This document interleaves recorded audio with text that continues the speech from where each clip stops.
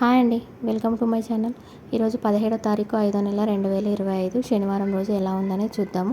అదేవిధంగా రేపు ఉదయం ఆదివారం రోజు 18వ తారీఖు 5వ నెల ఆదివారం ఉదయాన్నే ఆచరించవలసిన పూజ కూడా ఎలా ఉందనే చెప్పుకుందామండి. ముందుగా నా ఛానల్ని కొత్తగా చూస్తున్న వారైతే సబ్స్క్రైబ్ చేసుకోండి. వీడియో నచ్చితే లైక్ చేయడం మర్చిపోకండి. ఎలా ఉందనేది ప్రోగ్రామ్ చూద్దాం రండి. ఉత్తరాయణం వసంత ఋతువు వైశాఖ మాసం కృష్ణపక్షం శనివారం పంచమి రోజు పూర్వాషాఢ నక్షత్రము 1వ పాదం 2వ పాదంలో జన్మిస్తే ఎలాంటి దోషాలు అనేవి లేదు. అదే 3వ పాదంలో జన్మిస్తే తండ్రికి దోషం ఉంది. 4వ పాదంలో జన్మించినా కూడా అంతా శుభమే ఉంటుంది, అనుకూలంగానే ఉంటుంది. ఈ పూర్వాషాఢ నక్షత్రం జన్మిస్తే శుక్రుడు అధిపతిగా ఉంటాడు కాబట్టి వీళ్ళని శుక్రమ దశలో పుట్టారు అని అంటారు. పంచమి కాబట్టి ఈరోజు మంత్రబలంలో మనం జపించవలసిన మంత్రము ఓం నాగేశ్వరాయ నమః, ఓం నాగేశ్వరాయ నమః, ఓం నాగేశ్వరాయ నమః అనే మంత్రాన్ని కుదిరితే 108 సార్లు జపించుకోండి. ఇలా జపించడం వల్ల నాగదేవతల అనుగ్రహం కలుగుతుంది, ఆరోగ్యం అనేది మనకి ప్రాప్తిస్తుంది. అదేవిధంగా రేపు ఉదయాన్నే ఆచరించవలసిన పూజ అండి. మీరు రేపు ఉదయాన్నే సూర్యోదయం సమయంలో ఉత్తరాషాఢ నక్షత్రము కాబట్టి సూర్యుడు అధిపతి ఆదివారం కలిసి వస్తుంది కాబట్టి షష్ఠి ఉంది. ప్రకృతిలో చాలా విశేషమైన శక్తి ఉంటుంది కాబట్టి రేపు ఉదయాన్నే మీకు ఎర్రటి గురువింద గింజలు దొరికితే ఈరోజు తీసుకొచ్చి పెట్టుకోండి, లేదా తెల్లటి గురువింద గింజలైనా తీసుకొచ్చుకోండి. 1-2 గింజలు దొరికినా తీసుకొచ్చి పెట్టుకోండి. రేపు ఉదయాన్నే లేచిన తర్వాత స్నానం ఆచరించి ఆ ఎర్రటి గురువ గింజలైనా తెల్లటి గురువ గింజలైనా మీ దగ్గర ఏది ఉంటే అది ఒక రాగి చెంబు తీసుకొని అందులో నీరు తీసుకొని ఆ గింజల్ని అందులో వేయండి.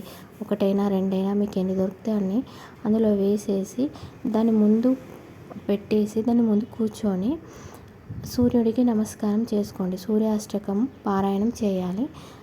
అలా చేసిన తర్వాత ఆ చెంబులోని మీకు నీరు ఉంది కదా, దాని దగ్గరలో ఉన్న రావి చెట్టు అయినా సరే లేదా తెల్ల జిల్లేడు చెట్టు అయినా తీసుకెళ్ళి దాని మొదట్లో పోయాలి. అలా పోసే ముందు మనసులో ఏదైనా ఉందనుకోండి, మీకు ప్రభుత్వ ఉద్యోగం సాధించాలని, లేకుంటే కోర్టు కేసులో విజయం సాధించాలని, పేరు ప్రతిష్టల కోసమైనా, లేదా మీకు ఏదైనా పనులు చేపడితే దానిలో విజయం కలగాలని ఏదైనా ఉంటే దాన్ని సంకల్పం అనేది చేసుకొని అప్పుడు ఆ నీరుని చెట్టు మొదట్లో పోసేయండి. ఇలా చేయడం వల్ల సంకల్పం అనేది ఖచ్చితంగా నెరవేరుతుంది. రేపు ఉదయాన్నే ఈ పూజ అందరూ ఆచరించుకోండి. అదేవిధంగా ఈరోజు సాయంత్రం ఆచరించాల్సిన యోగక్షేమం అండి. ఈరోజు చాలా విశేషమైన రోజు.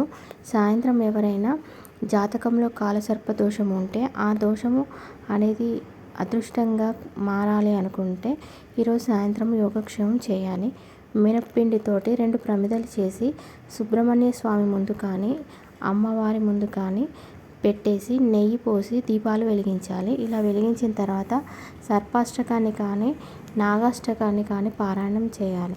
చేస్తే జాతకంలో ఏమైనా కాలసర్ప యోగం ఉండి వారికి అది అద్భుతంగా మారిపోయి ఆ కళలు అనేవి నెరవేరుతాయి. మీకు ఏదైనా మనసులో ఏదైనా అనుకుంటారు కదా, కళలు ఈ కళలు అవి నెరవేరాలని, అలాంటివి ఏదైనా ఉంటే కోరికలు కళలు అనేవి అద్భుతంగా నెరవేరుతాయి. అదేవిధంగా ఏదైనా మీరు తెలిసో తెలియక ఎప్పుడైనా సర్పహత్య అనేది చేసి ఉంటే దాని దోషం అనేది తగిలి ఉంటే అది కూడా తొలగిపోయి వాటి ప్రభావం అనేది చాలా వరకు తగ్గిపోతుంది. ఈరోజు కుదిరితే సాయంత్రం ఈ సర్పకాల దోషంతో బాధపడేవారు మీరు మనసులో కోరిక ఏదైనా ఉంటే అది పూజ చేయడం వల్ల నెరవేరుతుంది, అదృష్టంగా మారుతుంది. కాబట్టి ఈరోజు సాయంత్రం మీకు అనుకూలంగా ఉంటే ఈ పూజని ఆచరించుకోండి. వీడియో నచ్చితే లైక్ చేయడం మర్చిపోకండి. కొత్తగా నా ఛానల్ చూస్తున్న వారైతే సబ్స్క్రైబ్ చేసుకోండి. Thank you for watching.